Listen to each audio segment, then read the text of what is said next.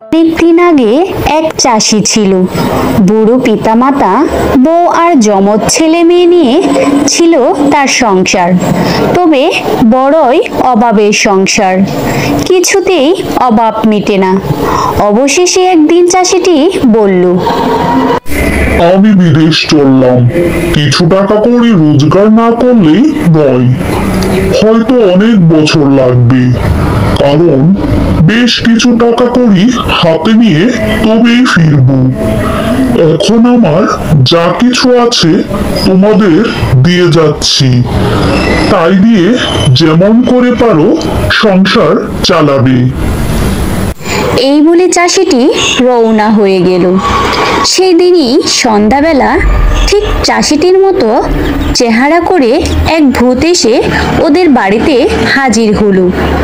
বাড়ির সবাই তাকে চাষিটি মনে করে বলল, সে কি এত তাড়াতাড়ি ফিরে এলে যে? বলে গেলে ফিরতে অনেক বছর লাগবে, মত বদলে গেল কেন? ভূতটি বলল, আজ দিনটা বড়ই মন্দ, তাই ফিরে এলাম। তাছাড়া কিছু টাকা কড়ি পেয়েছি। কারো মনে কোনো সন্দেহ হলো না। ভূত ওই বাড়িতেই থেকে গেল। সেই চাষি আর এই ভূতটা একই রকম দেখতে। তবে তারা অবাক হলো যখন ভূতটা নিজেই রোজ রোজ ভাত তরকারি বেশি বেশি করে খেতে লাগলো। যে কাজটি চাষি কখনোই করতো না, বরং সেই কম খেত। অন্যদের যে কম খেয়ে ক্ষুধার জ্বালা নিয়ে দিনরাত কাটাতে হচ্ছে, সেদিকে ভূতটির কোনোই খেয়াল নেই। কয়েক বছর কেটে গেল। চাষি ফিরে এলো। বাড়িতে হুবহু নিজের মতো দেখতে আর একজনকে দেখে সে তো তাজ্জব হয়ে গেল। ভূতটা চাষিকে দেখে বলল, তুমি কে? আমার বাড়িতে তোমার কি দরকার? চাষি রেগে গিয়ে বলল, আমি কে? আমি তো জিজ্ঞেস করবো তুমি কে? এটা আমার বাড়ি, এটা আমার মা বাবা, বউ, ছেলে মেয়ে। ভূতটি বলল,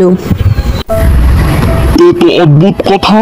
সবাই জানে এ আমার বাড়ি, আমার মা বাবা, আমার বউ, আমার ছেলে মেয়ে। আরে আমি কত বছর ধরে এখানে আছি। এই বলে ভূত চাষিকে বাড়ি থেকে বের করে দিল। চাষি এখন রাজার কাছে গিয়ে নালিশ করলো, বিচার চাইল। রাজা দুজনকে ডেকে পাঠালেন। দেখলেন দুজনেরই একই রকম চেহারা। রাজা কি রায় দিবেন ভেবে পেলেন না। চাষিকে বললেন, আগামীকাল এসো। তারপর দিনের পর দিন চাষি রাজসভায় হাজির হতো, রাজার কাছে আকুতি মিনতি করত। মহারাজ, আমার বাড়ি, আমার বাবা মা, আমার বউ, আমার ছেলে নিয়ে ফিরিয়ে দিন। আর রোজই রাজা মন ঠিক করতে না পেরে চাষিকে বলতেন, আগামীকাল এসো। একদিন রাজার সভা থেকে বেরিয়ে চাষি চোখের জল ফেলতে ফেলতে গ্রাম ছেড়ে জঙ্গলের ভিতরে গিয়ে একটা পুকুর গাছের তলায় বসল। সে জঙ্গলে বাস করত একজন রাখাল রাজা। কাঁদতে দেখে চাষির উপর তার মায়া হলো। নিজে থেকে জিজ্ঞেস করে চাষির দুঃখের কথা জানল। পরের দিন রাখাল রাজা চাষির পিছু পিছু রাজসভায় পৌঁছালো। রাজা প্রতিদিনের মতো চাষি আর ভূত দুজনের তর্ক বিতর্ক শুনতে লাগলেন। হঠাৎ রাখাল রাজা বলল, মহারাজ, আপনি যথেষ্ট তর্ক বিতর্ক শুনেছেন। এই যে সরুমুখ বোতলটা আমার হাতে দেখছেন, যে এই বোতলের মধ্যে ঢুকতে পারবে তার হয়ে আপনি রায় দিন। আর সেই ভূত চাষিটি বলল, তুমি একজন রাখাল রাজা, তোমার বুদ্ধি দেখছি নেই। কোনো মানুষ কি এতটুকু বোতল দিয়ে ঢুকতে পারে? তখন রাখাল রাজা বলল, সেটা জানি না। তুমি যদি বোতলে ঢুকতে না পারো তবে বিচারে তোমার হার হবে। এই বলে সে ভূতের দিকে তাকালো।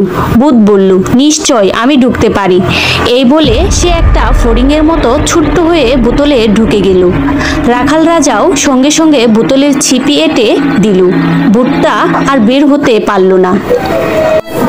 রাখাল রাজা তখন বোতলটা চাষির হাতে দিয়ে বলল, যাও, বোতলটাকে নদীতে ফেলে দিয়ে বাড়ি ফিরে যাও এবং সুখে শান্তিতে সংসার করো।